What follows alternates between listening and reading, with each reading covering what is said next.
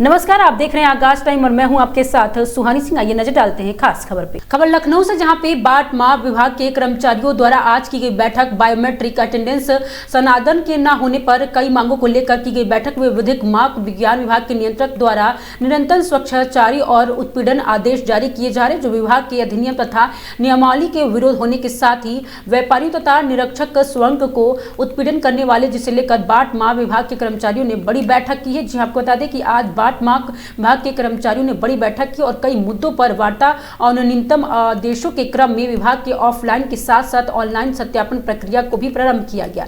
साथ ही विभाग में बायोमेट्रिक व्यवस्था लागू की गई, जो निरीक्षक के कार्य प्रकृति के विरुद्ध बताया गया। विभाग द्वारा कोई भी फोन, कैमरा, गैजेट उपलब्ध नहीं कराया गया है और निरीक्षण सत्यापन में 2 फोटो जियो टैगिंग के साथ अनिवार्य किया गया है। दूर दराज के क्षेत्र में सिग्नल की समस्याओं के साथ निरीक्षक की कार्य प्रवृत्ति के अनुसार ना तो पेट्रोल पंप पर फोन का प्रयोग किया जा सकता है और कई व्यापारिक संस्थान व्यक्तिगत मोबाइल की अनुमति नहीं देते हैं। विजय कुमार मिश्रा महासचिव द्वारा बताया गया है कि 4 महत्वपूर्ण मुद्दे हैं। पहले, बायोमेट्रिक अटेंडेंस स्वीकार नहीं है। दूसरा मुद्दा है जो सत्यापन कर होता है उसे फोटो मांगी जा रही है, लेकिन संसाधन नहीं है और आज तक ना कोई मोबाइल दिया गया है और आप ऐप बनाया जा रहा है जिससे लोकेशन भी ट्रेस हो जाएगी और उसके बाद आगे स्वीकार किया जा रहा है। तीसरा मुद्दा है 15(4) और ये दिया गया है सीआरपीएफ के अधिनियम काम करने, लेकिन कहीं पर यह नहीं लिखा गया है कि हमारा नियंत्रक हमारा हस्तक्षेप कर सके। आखिर बात यह है कि बता दें कि हम लोग जब कोई सभा करना चाहते हैं तो धमकी दी जाती है। अगर कोई भी आम सभा की हो तो आपके खिलाफ कार्रवाई की जाएगी और वेतन रोक दिया जाएगा। हमारा आर्थिक शोषण किया जा रहा है। मैं अध्यक्ष Uttar Pradesh legal metrology officer association पोल सिंह वर्मा हूं। हमारी जो मेन समस्याएं जो है, जो भौतिक संसाधन और भौतिक रूप से कर पाने की स्थिति। एक हमारा बीएस सिस्टम है जो अटेंडेंस के लिए है। हमारा कहना है कि वो जो आधार इनबिल्ट है, आधार से हटा करके आपके पास 2 रास्ते और भी हैं।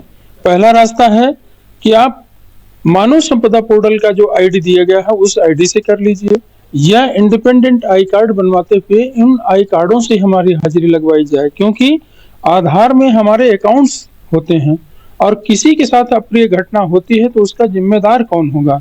ये जिम्मेदारी कहीं भी किसी के पक्ष में नहीं लिखी गई है। या तो कोई जिम्मेदारी दे दे कि हाँ भाई, आपके साथ कोई अप्रिय घटना होती है तो उसकी भरपाई यहाँ से होगी। हम लोग जो आते हैं एक बेस्ट रूप में हम काम नहीं कर रहे हैं। हम वो भौतिक संसाधनों को लेकर के काम करना चाहते हैं जो प्रेजेंट हों। हमारे पास संसाधन 0 हैं और हमसे अपेक्षाएं बहुत बड़ी बड़ी की जाती हैं। दूसरा मुद्दा हमारा आ रहा है ई-तुलाइब, जिसमें हम कार्य करने में सक्षम हैं ही नहीं। रही बात फोटो डालने के लिए, तो हमारा जो पहले से जो सिस्टम ऑनलाइन चला रहा है उसमें तो हम फोटो डालते ही हैं। ऐसा नहीं है कि हम फोटो नहीं डालते हैं। किसी चीज का हम अगर सब भौतिक रूप से सत्यापन करने जाते हैं तो उसकी फोटो बिना डाले प्रमाण पत्र आज जनरेट हो ही नहीं रहा है विभाग का। सर, आपका एक प्रश्न ये है, जब व्यापारियों की आईडी पासवर्ड निरीक्षकों के पास उपलब्ध नहीं होते तब ऑनलाइन प्रतिक्रिया के लिए निरीक्षक को जिम्मेदार कैसे ठहराया जाता है, इस पे क्या कहेंगे? विभाग हर चीज में हमको डंडा दे रहा है। बस हम विभाग के अगेंस्ट नहीं है।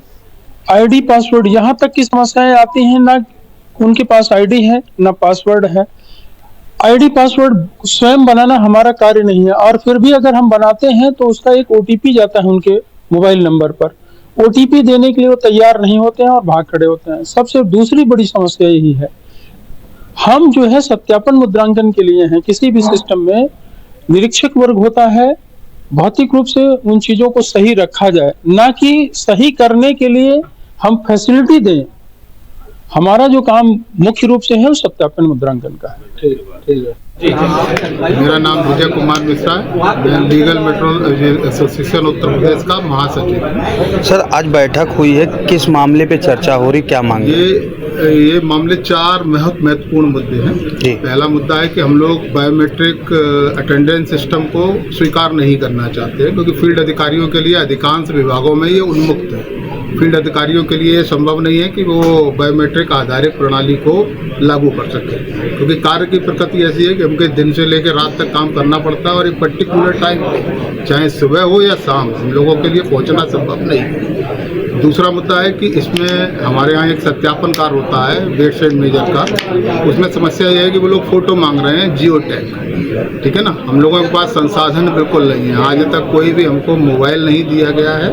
और अब एक ऐप बना रहे हैं जिससे हमारी पूरी लोकेशन ट्रेस होती चली जाएगी। तो हम लोग उसको ही जो ई तुला के नाम से है वो उसको अस्वीकार कर रहे हैं।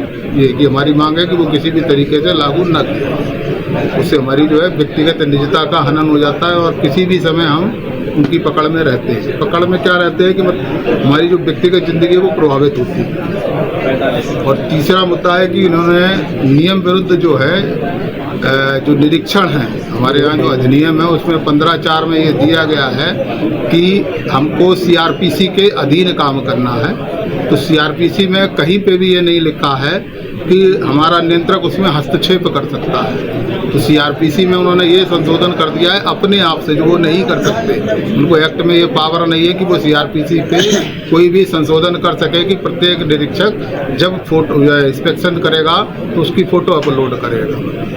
तो ये बिल्कुल से नियम विरुद्ध कार्य हो रहा है। और चौथी बात यह है कि जब हम लोग कोई भी ऐसी आम सभा वगैरह करना चाहते हैं तो हमारे उच्चाधिकारी हमारे सदस्यों को धमकियां देते हैं कि अगर आपने आम सभा में भाग लिया तो हम आपके खिलाफ वेतन रोक देंगे, कार्रवाई कर देंगे।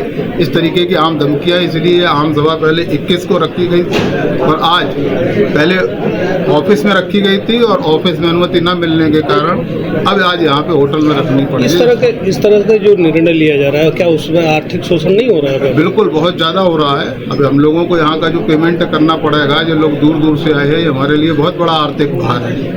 लेकिन फिर भी चूंकि सदस्यों को अपनी बातें रखनी है और वैसे भी अगर अपनी बात नहीं रखने देते हैं तो ये अभिव्यक्ति की स्वतंत्रता का बिल्कुल हनन है उच्चाधिकारी। इससे लेके क्या सरकार से कोई वार्ता हुई?